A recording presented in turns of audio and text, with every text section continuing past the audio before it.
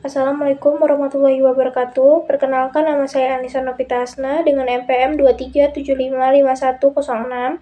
Di sini saya akan menjelaskan mengenai analisis kasus serangan cyber pada BPJS Kesehatan di Indonesia, di mana kasus serangan cyber di BPJS Kesehatan Indonesia ini terjadi pada sekitar bulan Mei tahun 2021, di mana data pribadi yang diduga milik 279 juta penduduk Indonesia, termasuk peserta BPJS Kesehatan, bocor dan diperjualbelikan secara online. Seorang penjual dengan nama samaran adalah Coach mengunggah tawaran penjualan data tersebut di sebuah forum peretas online untuk membuktikan keaslian data.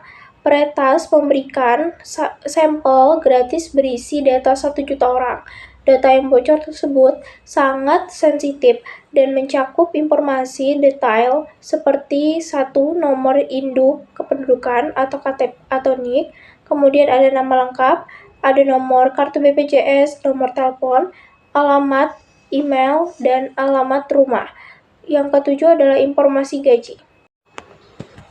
Kemudian ada jenis-jenis ancaman yang terjadi. Jenis-jenis ancaman yang terjadi mengenai kebocoran data di BPJS Kesehatan itu adalah serangan ransomware, di mana data dienkripsi untuk meminta tebusan, atau phishing, di mana individu ditipu untuk memberikan informasi. Sebaliknya, ini adalah insiden di mana penyerangan berhasil masuk ke dalam sistem, menyalin dan mengekstraksi data dalam jumlah yang masif dan kemudian menjualnya untuk mendapatkan keuntungan finansial. Sasaran utama dari kebocoran data ini adalah lembaga pemerintah, yaitu BPJS Kesehatan sebagai lembaga yang mengelola data tersebut. Namun, korban sesungguhnya adalah seluruh masyarakat Indonesia yang datanya terdaftar di BPJS Kesehatan, karena informasi pribadi mereka menjadi terekspos dan rentan disalahgunakan. Penyerangan untuk BPJS Kesehatan kemungkinan besar menemukan dan mengeksploitasi celah keamanan atau kerentanan pada salah satu infrastruktur IT yang dikelola oleh BPJS Kesehatan atau pihak ketiga yang bekerja sama dengan BPJS Kesehatan. Serangan ini kemungkinan besar akan menargetkan langsung ke database server, tempat data peserta disimpan. Setelah berhasil mendapatkan akses, penyerangan melakukan eksfiltrasi, yaitu proses penyalin dan mentransfer data dalam jumlah besar keluar dari server BPJS Kesehatan secara diam-diam. Sekian penjelasan dari saya. Untuk pemaparan materi selanjutnya akan dipresentasikan oleh rekan saya. Saya Kurniasih dengan NPM 237555119 akan melanjutkan penjelasan dari rekan saya mengenai dampak kebocoran data. Yang pertama, dampak kebocoran data bagi individu. Data yang sangat-sangat rentan disalahgunakan untuk kejadian seperti pengajuan pinjaman online ilegal, pembuatan rekening palsu, atau penipuan lainnya atas nama korban yang menyebabkan kerugian finansial. Yang kedua, dampak bagi organisasi kesehatan. Kejadian ini secara gratis akan merusak citra BPJS Kesehatan sebagai lembaga pengolah data vital penduduk Indonesia dan menurunnya kepercayaan masyarakat terhadap kemampuan pemerintah dalam menjaga keamanan data nasional. Yang ketiga, dampak kebocoran data bagi pelayanan publik menciptakan efek domino ke sektor lain. Data yang bocor dapat digunakan untuk membobol layanan perbankan, mengacaukan data perpajakan, dan merusak integritas layanan kesehatan lain yang berhubungan dengan data kependudukan. Selanjutnya, tindakan pemerintah. Langkah-langkah yang dilakukan oleh pemerintah Indonesia yaitu 1. Pemerintah melalui Kementerian Komunikasi dan Informatika, Badan Cyber dan Sandi Negara, dan Bareskrim Polri membentuk tim gabungan untuk menginvestigasi sumber kebocoran. Yang kedua, BPJS Kesehatan juga membentuk tim internal untuk melakukan penelusuran. Yang ketiga, evaluasi total terhadap sistem keamanan cyber di BPJS Kesehatan dan lembaga pemerintah lainnya, yaitu meningkatkan penguatan kontrol akses, memperketat hak akses data, terutama yang diberikan kepada pihak ketiga atau vendor, untuk meminimalir resiko kebocoran. Adapun tindakan pencegahan yang dapat dilakukan, yang pertama, untuk organisasi, enskripsi data sensitif baik saat disimpan maupun saat ditransfer, memberikan hak akses data hanya seperlunya sesuai dengan fungsi pekerjaan. Yang kedua, untuk individu, untuk mencegahnya bisa menggunakan kata sandi yang kuat dan unik.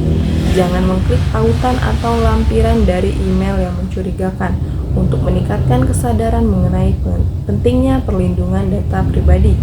Yang ketiga, pemerintah dan lembaga terkait perlu mengedukasi publik secara luas melalui media massa tentang risiko cyber dan cara melindungi data. Mewajibkan pelatihan keamanan cyber bagi seluruh karyawan, terutama yang menangani data sensitif. Rekomendasi solusi keamanan cyber yang dapat diimplementasikan oleh organisasi atau instansi pemerintah adalah: yang pertama, jangan percaya siapapun secara default, bahkan dari dalam jaringan. Yang kedua, verifikasi secara ketat setiap permintaan akses. Wajibkan pengguna MFA untuk mengakses semua sistem yang berisi data keuangan dan wajib pajak. Yang ketiga, gunakan teknologi DLP untuk memantau, mendeteksi, dan memblokir transfer data sensitif yang tidak sah keluar dari jaringan. Yang keempat, siapkan dan uji secara rutin bencana untuk memulihkan data dan operasi jika terjadi serangan ransomware atau insiden lainnya. Saya Hafidah Aulia Rahmawati dengan NPM 23755116 ingin melanjutkan materi dari rekan saya. Pemerintah dan perusahaan memiliki tanggung jawab etis dan hukum untuk bertindak sebagai penjaga amanah atau kustodian data warga.